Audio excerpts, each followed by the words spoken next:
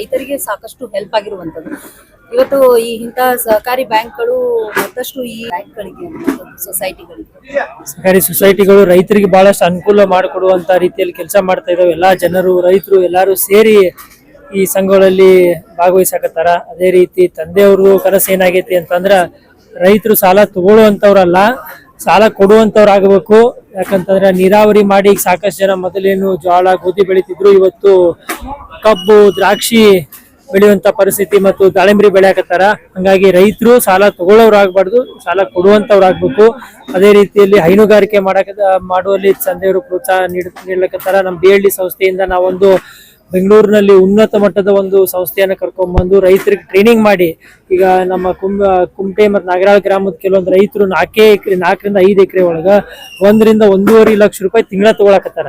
ಅಂದ್ರೆ ಬೆಂಗಳೂರಿನಾಗ ದೊಡ್ಡ ದೊಡ್ಡ ಸಾಫ್ಟ್ವೇರ್ ಕಂಪ್ನಿ ಒಳಗೆ ಕೆಲಸ ಮಾಡುವಂತವ್ರು 1.5 ಲಕ್ಷ ರೂಪಾಯಿ ತಗೊಂತಾರ. ಅದೇ ರೀತಿ ರೈತರು, ಸಣ್ಣ ರೈತರು ಪಾಪ ಅಷ್ಟು ಗಳಿಸಕತ್ತಾರ. ಅದೇ ರೀತಿ ರೈತರು ಆ ರೀತಿ ಇಂಟಿಗ್ರೇಟೆಡ್ ಫಾರ್ಮಿಂಗ್ ಅನ್ನ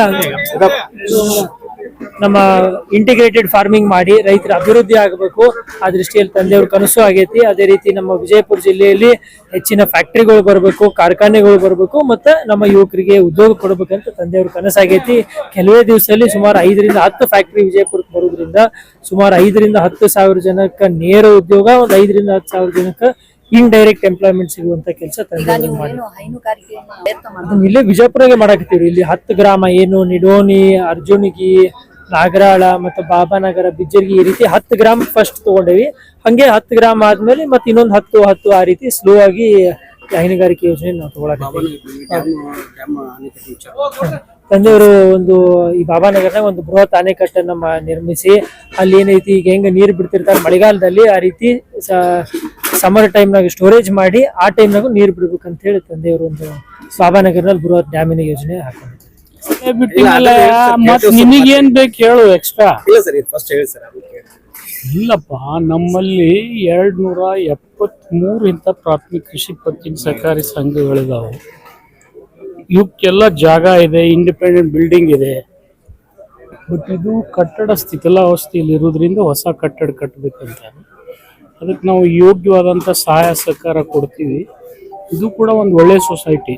ನಮ್ಮ ಈ ತಾಲೂಕಿನಲ್ಲಿ ತಿಕೋಟ ಬಿಟ್ಟರೆ ಕನ್ನಂಬಡಿನೇ ಭಾಳ ಒಳ್ಳೆ ಸೊಸೈಟಿ. ಇನ್ನೂ ಹೆಚ್ಚಿಗೆ ಬೆಳೀಲಿ ಅನ್ನೋದು ನಮ್ಮ ಉದ್ದೇಶ ಇಟ್ಕೊಂಡು ಸಹಾಯ ಮಾಡ್ತೀವಿ. ಅವರು ಕೂಡ ಮಾಡ್ತಾ ಇದ್ದಾರೆ. ಅವ್ರಿಗೆ ಇನ್ನೂ ಹೆಚ್ಚಿನ ಪ್ರೋತ್ಸಾಹ ಕೊಡ್ತೀವಿ ನಾವು. ಅದೇ ನಾಗೇಂದ್ರ ವಿಚಾರವಾಗಿ ಬಿಜೆಪಿ ಅವರು ಏನೈತಿ ನೋಡಿ, ಅದು ಈಗಾಗಲೇ SIT ಇಂದ ತನಿಖೆ ಆಗಿದೆ. ತನಿಖೆಯಾಗಿ ಅವ್ರು ವರದಿ ಕೊಟ್ಟಿದ್ದಾರೆ.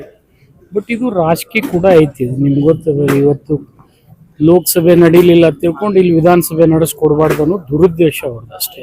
ಅಲ್ಲಿ ಲೋಕಸಭೆ ನಡೀಲಾರ್ದಕ್ಕೆ ಕಾರಣ ಏನಂದ್ರೆ ಎಲ್ಲ ಈ ದೇಶದ ಯುವಕರಿಗೆ ಆಗಿರ್ತಕ್ಕಂಥ ಅನ್ಯಾಯದ ಪ್ರತಿಭಟನೆ. ಅದು ಯಾವುದೇ ಒಂದು ರಾಜಕೀಯ ಪಕ್ಷ ಅಲ್ಲ. ಕಾಕ್ರೋಚ್ ಪಕ್ಷ ನಿಮಗೂ ಗೊತ್ತಿದೆ, ಅದನ್ನು ನಾವು ಹುಟ್ಟಿಸಿದ್ದಲ್ಲ, ಅದು ತನ್ನಷ್ಟಕ್ಕೆ ತಾನೇ ಹುಟ್ಟಿದ್ದು. ರಾಮಲೀಲಾ ಮೈದಾನದಲ್ಲಿ ಭಾಷಣ ಮಾಡ್ತಾರೆ. ತದನಂತರ ಏನೈತಿ ಹೋಮ ಹವನ ಅಂತಂದು ಶುದ್ಧೀಕರಣ ಮಾಡಿಬಿಟ್ಟು ಅವರಿಗೆ ಒಂದು ಅಸ್ಪೃಶ್ಯತೆ. ಇದು ಈ ದೇಶದ ದುರಾದೃಷ್ಟ. ಯಾಕಂದ್ರೆ 75 ವರ್ಷದೊಳಗೆ ಇನ್ನ ಜಾತೀಯತೆ ಸೃಷ್ಟಿ ಮಾಡಿಸ್ಕೊಂಡು ಉಳಿಸ್ಕೊಂಡು ಹೋಗ್ತಾರಲ್ಲ ಅಂತ ಜನರಿಗೆ ನಾವು ಎಷ್ಟೇ ಟೀಕೆ ಮಾಡಿದ್ರು ಕಡಿಮೆ. ಸರ್, ಈಗ ನಿಮ್ಮ ಮತಕ್ಷೇತ್ರದಲ್ಲಿ ಅಲ್ಲಿ ನಂದಿಹಾಳ ಗ್ರಾಮದಲ್ಲಿ ಏನು ಗಾನಸಿರಿ ವೃತ್ತ ಇತ್ತು ಸರ್, ಅದಕ್ಕೇನೋ ನೀವು ಮೇಲೆ ಮೂರ್ತಿ ಕೂಡಿಸಲು ಬೇಡ ಅಂದಿರಿ ಅಂತ ಹೇಳಿ ನೀ ಕೊಡಮ್ಮ, ಈ ರೋಡ್ ಮೇಲೆ ಮೂರ್ತಿ ಕೂಡ್ಸಕ್ ಪರ್ಮಿಷನ್ ಕೊಡಿಸ್. ನೀನು ಅಲ್ಲಿ ರಸ್ತೆ ಇದೆ ಆದ್ರೂ ಕೂಡ MLA ರವರು ಈ ರೀತಿ ಮಾಡ್ತಿದ್ದಾರೆ. ನೀನೇ ತಿಳ್ಕೊಂಡಿಲ್ಲ ಅಂತ ಅದರ ಅರ್ಥ. 14 ವರ್ಷದ ಹಿಂದೆ ಇತ್ತು ಅನ್ನುವಂಥದ್ದು ಅಲ್ಲಿ. ಮತ್ತ ಅದು ಅವಾಗಿತ್ತಂದ್ರೆ ಈಗ ಯಾಕೆ ಅದು ಬರ್ತ್ ಕಟ್ಬೇಕಾಗ್ತಿತ್ತು? ರೋಡ್ ಮೇಲೆ ಯಾವುದೇ ಮೂರ್ತಿ ಮಾಡಬಾರ್ದು ಅಂತ ಸುಪ್ರೀಂ ಕೋರ್ಟ್ ಆದೇಶ ಇದೆ. ನಾನು ಹೇಳೋದಿಲ್ಲ, ಇಲ್ಲಿರೋ PDO ಹೇಳುತ್ತಾನೆ. ಆ PDO ಪರ್ಮಿಷನ್ ಕೊಟ್ರೆ ನಾಳೆನೆ ಕಟ್ಟಿಸ್ಕೊಡು. ನಮ್ಮ ಜೋಡೆ ಇದ್ದವ್ರೆ ನಮ್ಮ ಜೊತೆ ನಿಲ್ತಾ ಇಲ್ಲ ಈ ಪರಿಸ್ಥಿತಿಯಲ್ಲಿ ಅಂತ ಹೇಳ್ತಾರೆ. ನನಗೇನು ಆ ರೀತಿ ಹೇಳಿಲ್ಲ ಅವರು. ಬನ್ನಿ ನಡೆದ ಏನ್ ಘಟನೆ ಇದೆ ಆ ವಿಚಾರವಾಗಿ ನಮ್ಮ ಜೊತೆ ಇದ್ದವ್ರೆ ನಮ್ಮ ಜೊತೆ ನಿಲ್ತಾ ಇಲ್ಲ ಅಂತ ಖರ್ಗೆ ಸಾಹೇಬ್ರು ಅವ್ರು ಆ ರೀತಿ ಹೇಳಿಲ್ಲ. ಆ ಮನುವಾದ ಇಟ್ಕೊಂಡು ಬದುಕಬೇಡಿ ಅಂತ ಹೇಳಿದ್ದಾರೆ. ಸರ್, ಈಗ ಜಂತರ್ ಮಂತರ್ ನಲ್ಲಿ ಏನು ವಿದ್ಯಾರ್ಥಿಗಳ ಮೇಲೆ ಹಲ್ಲೆ ಆಗಿದೆ ಅಂತ ಇವತ್ತು ರಾಜೀವ್ ಏನು ಇವರಿದ್ದಾರೆ ರಾಹುಲ್ ಗಾಂಧಿ ಅವರು ಠಾಣೆ ಒಳಗೆ ಧರಣಿಯನ್ನ ಕುಂತಿರೋದು ಸರ್.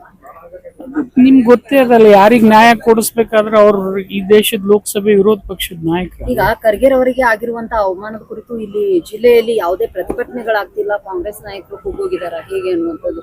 ಯಾಕಂದ್ರೆ ಬಿಜೆಪಿಯಲ್ಲಿ ಏನೇ ಆದ್ರೂ ಕೂಡ ಒಬ್ಬ ಈ ಕಾರ್ಯಕರ್ತ ದೇಶದೊಳಗೆ ಯಾರಾದ್ರೂ ಆ ರೀತಿ ಮನೋಭಾವ ಇಟ್ಕೊಂಡು ಬದುಕ್ತಾರ? ಒಬ್ಬ ರಾಷ್ಟ್ರೀಯ ನಾಯಕರಿಗಾದ್ರೂ ಕೂಡ ಇಲ್ಲಿ ಕಾಂಗ್ರೆಸ್ನವರು ಯಾಕೆ ಸಿಡ್ದೆ ಕಾಂಗ್ರೆಸ್ನವ್ರಲ್ಲಮ್ಮ, ಇಡೀ ದೇಶದ ಚೀಳಿ ಅನ್ನಿಸ್ತಾ ಇದೆ. ಮತ್ತೇನ್ ಬೇಕು? ಸರ್ ಜಿಲ್ಲೆ ನಿಮ್ಗೆ ಹೇಳ್ಬೇಕ ಜಾತೀಯತೆ ಉಳಿಸ್ಬೇಕನ್ನೋದು ನಿಮ್ ಪ್ರಯತ್ನ ಇದೆಯಾ? ಇಲ್ಲಲ್ಲ. और खबरों के लिए देखते रहिए मॉडर्न एक्सप्रेस न्यूज, आवाज आपकी खबर हमारी।